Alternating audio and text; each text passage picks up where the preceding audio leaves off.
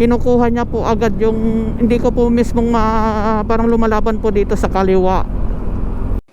What? Bro, what are you talking about, man?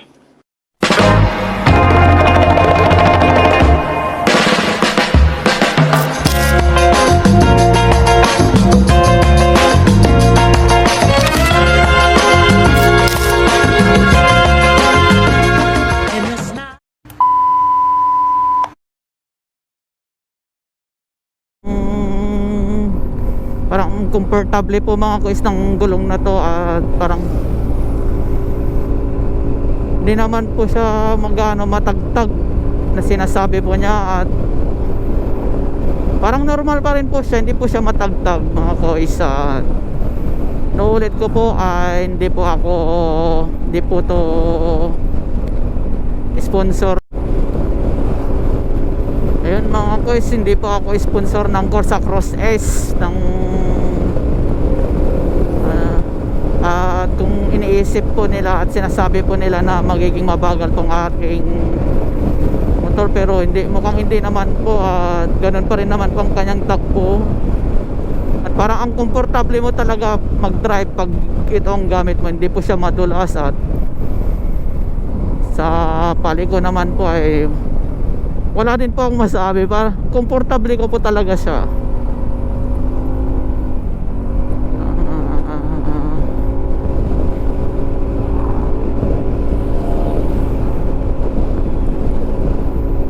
Hindi po siya gaano matagtag, wala po, promise. Hindi po siya matagtag gaya ng sinabi ni kuya kanina. At isa po kaya Cross S ang nabili ko po kasi po, sample po itong guhit na po to, ay kung yung gulong ko pong stock ay parang kung liliko po akong ganyan, kinukuha niya po agad yung, hindi ko po mismong parang lumalaban po dito sa kaliwa. What? Bro, what are you talking about, man? Kaliwa po yung manubela, pero pag ito po parang as in kuha niya po, oo. Wala ka pong mararamdaman na parang lumalaban po sa kaliwa o sa kanan po. Nice. Tulad po nito, oo, wala po, promise. Ang ganda po. Wala po akong masabi ng Corsa Cross S. Try ko po yung top speed po, kung ay hindi na po, bawal.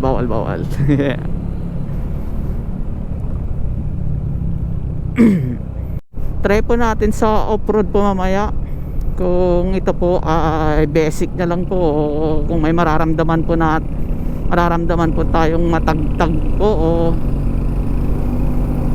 mas komportable po siya sa off-road o sa ating patag na daan.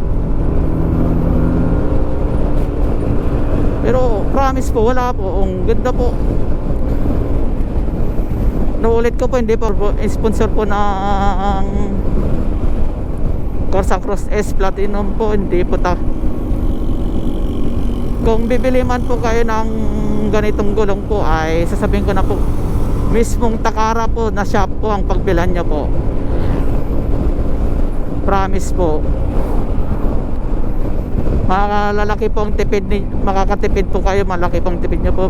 Sabi po kanina, medyo may pricey po kanina po, yung 2K plus po ang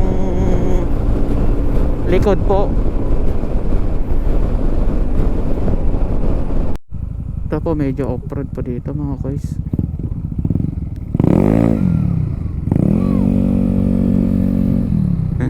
Nagbomba, may kitos kay GF.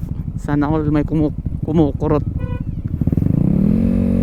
Sana all kinukurot pag bumibirit.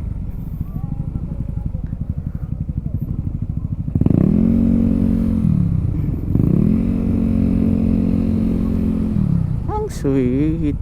May pakurot si ate.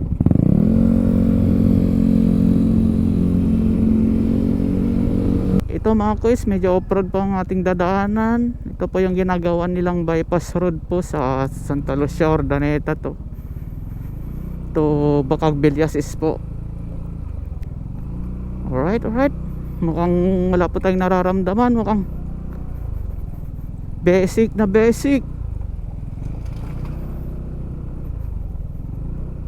Alright. Ganda. Promise. Alright, ang ganda. Wala as in wala po tayong mararamdamang tagtag mga koys.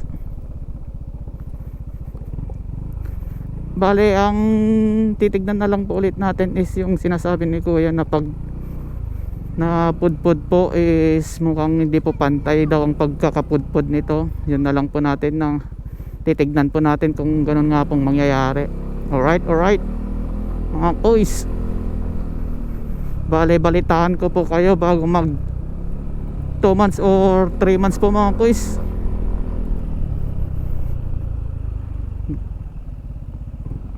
Maputik koys, maputik. Mga koys, dahil pauwi na po tayo. Isa ito dahil Corsa Cross is ang aking pinili dahil dito po ang aming dahanan po. Tignan niyo po mga koys. Yun. Lubak off-road. Boom, parang wala lang mga koys. Sa patag parang wala din, makapit. Sa off-road medyo hindi sa medyo, talagang wala kang mararamdamang as in tagtag mga koys. Valentine na lang po na talaga natin is yung pagkapudpud niya kung ilang months po. Ayun mga koys, nakauwi na nga tayo koys. Tingnan mo manamit ang angas, wave na basic. Kita mo ang angas, iba yung look, style ang angas. Lalo yung dating pag nakita mo ang angas. Iba yung angas, di ba ang angas? Iba yung angas, natural yung angas. Ang angas, pag ako'y